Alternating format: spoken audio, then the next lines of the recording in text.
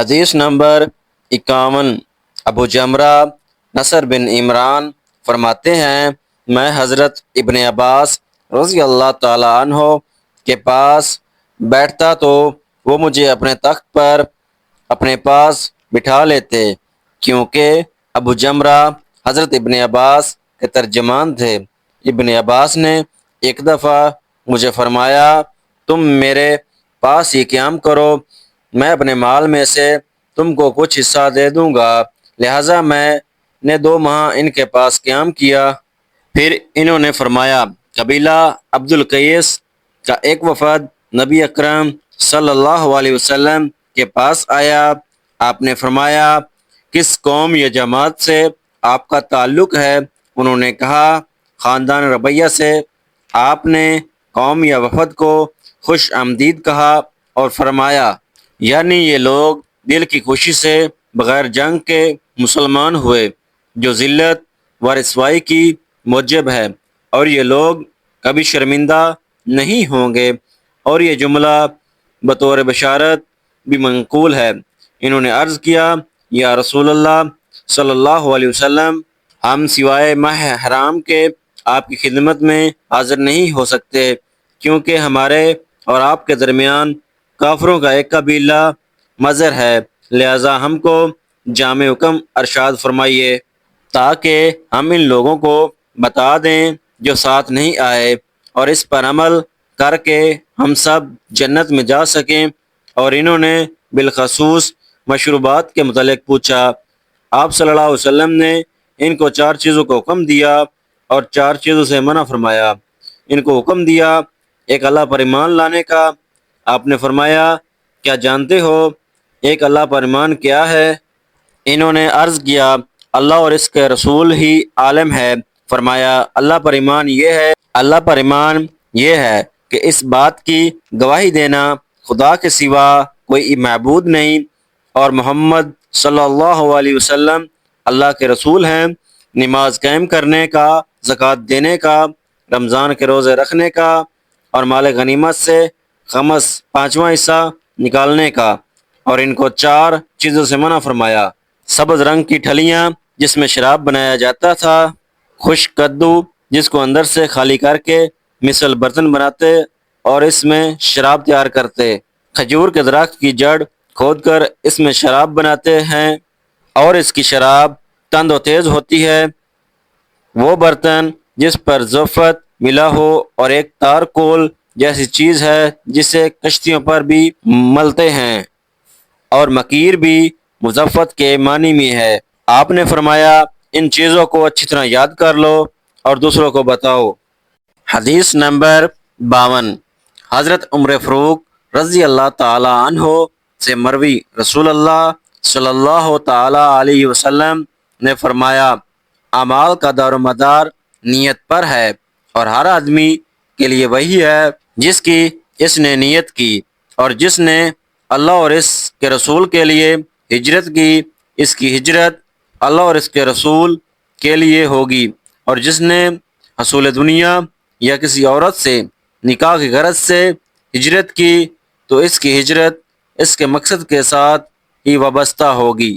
حدیث نمبر 53۔ حضرت ابو مسعود رضی اللہ تعالی عنہ راوی، نبی اکرم صلی اللہ علیہ وسلم نے فرمایا، جو شخص اپنے گھر والوں پر طلب ثواب و قربت کی نیت سے خرچ کرتا ہے، یہ بھی اس کے لیے صدقہ ہے۔ حدیث نمبر 54۔ حضرت سعد بن ابی وقاص رضی اللہ تعالی عنہ روایت کرتے ہیں، رسول اللہ صلی اللہ علیہ وسلم نے فرمایا، اے سعد، تم جو بھی اللہ تعالیٰ کی رضا حاصل کرنے کی نیت سے خرچ کرو گے، اس پر تمہیں ثواب دیا جائے گا، یہاں تک کہ وہ لقمہ جو تم اپنی بیوی کے منہ میں ڈالو، اس کا ثواب بھی ملے گا۔ حدیث نمبر 55۔ حضرت جریر بن عبداللہ الجبلی فرماتے ہیں، میں نے رسول اللہ صلی اللہ تعالی علیہ وسلم کے دست اقدس پر نماز پڑھنے، زکوٰۃ ادا کرنے اور ہر مسلمان کی خیر خواہی کی بیعت کی۔ حدیث نمبر 56۔ زیاد بن علاقہ رضی اللہ عنہ فرماتے ہیں جس دن مغیرہ بن شعبہ رضی اللہ عنہ ولی کوفہ کی وفات ہوئی، میں نے سنا جریر بن عبداللہ نے اللہ تعالیٰ کی حمد و ثنا کے بعد فرمایا، تم پر اللہ تعالیٰ وحدہ لا شریک سے ڈرنا اور وقار لازم ہے۔ امیر تمہارے پاس آ جائے اور تمہارا امیر ابھی آیا چاہتا ہے۔ پھر فرمایا، تم اپنے وفات پا جانے والے امیر کے لیے اللہ تعالیٰ سے معافی طلب کرو، کیونکہ وہ خود بھی درگزر معاف کرنے کو پسند کرتے ہیں۔ اس کے بعد فرمایا، میں نبی اکرم صلی اللہ علیہ وسلم کی خدمت میں حاضر ہوا کہ یا رسول اللہ صلی اللہ علیہ وسلم، میں اسلام پر آپ کی بیعت کرنا چاہتا ہوں۔ آپ نے مجھ سے اسلام پر رہنے اور مسلمانوں کی خیر خواہی کی ضمانت چاہی، بس اسی پر میں نے آپ سے بیعت کر لی، اور قسم ہے کعبۃ اللہ کی، میں تمہارا خیر خواہ ہوں۔ پھر آپ نے استغفار پڑھا اور ممبر سے اتر آئے۔ حدیث نمبر 57، حضرت ابو ہریرہ رضی اللہ عنہ فرماتے ہیں نبی اکرم صلی اللہ علیہ وسلم ایک مرتبہ ایک مجلس میں لوگوں سے باتیں کر رہے تھے کہ آپ کے پاس ایک اعرابی آیا اور کہا، قیامت کب قائم ہوگی؟ رسول اللہ صلی اللہ علیہ وسلم نے اپنا بیان جاری رکھا تردد میں۔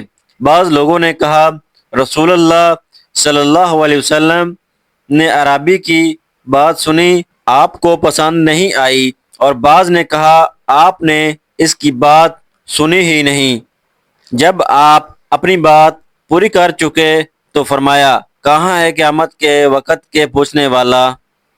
راوی کا شک ہے، میں سمجھتا ہوں آپ نے ایسے ہی فرمایا۔ اعرابی نے عرض کیا، یا رسول اللہ صلی اللہ علیہ وسلم، میں حاضر ہوں۔ آپ نے فرمایا، جب امانت میں خیانت عام ہو جائے تو قیامت کا انتظار کرنا۔ اعرابی نے کہا، امانتوں کے ضیاع کا مطلب کیا ہے؟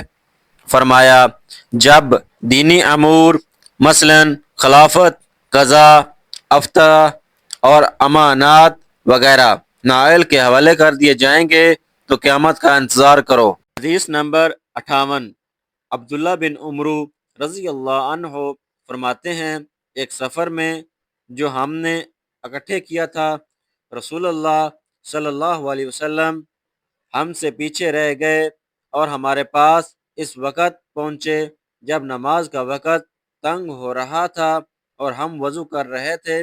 اس جلدی میں ہم نے اپنے پاؤں پر مسح کرنا شروع کر دیا۔ آپ نے بآواز بلند 2-3 مرتبہ فرمایا، ایڑیوں کے لیے جہنم کی آگ کا سخت عذاب ہے۔ حدیث نمبر 59، حضرت عبداللہ بن عمر رضی اللہ عنہ سے مروی، رسول اللہ صلی اللہ علیہ وسلم نے فرمایا، درختوں میں سے ایک درخت ہے جس کے پتے نہیں گرتے اور وہ مثل مسلمان ہے، مجھے بتاؤ وہ درخت کون سا ہے؟ ابن عمر فرماتے ہیں لوگوں کا خیال جنگلی درختوں کی طرف چلا گیا۔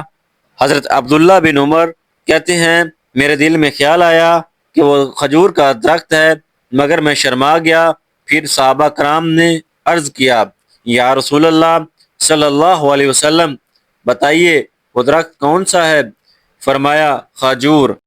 حدیث نمبر 60، حضرت عبداللہ بن عمر رضی اللہ عنہ راوی ہیں کہ نبی اکرم صلی اللہ علیہ وسلم نے فرمایا، بے شک درختوں میں سے ایک ایسا درخت ہے جس کے پتے نہیں گرتے اور وہ کثرت خیر میں مسلمان کی مانند ہے، مجھے بتاؤ وہ درخت کون سا ہے؟ عبداللہ بن عمر کہتے ہیں لوگوں کا خیال جنگلی درختوں کی طرف چلا گیا۔ ابن عمر کہتے ہیں اس درخت کا خیال میرے ذہن میں آ گیا، لیکن بزرگوں کے احترام کی وجہ سے مجھے بتانے سے حیا آ گئی۔ پھر صحابہ کرام عرض گزار ہوئے، یا رسول اللہ صلی اللہ علیہ وسلم، ہمیں بتائیے وہ درخت کون سا ہے؟ فرمایا، کھجور کا درخت ہے۔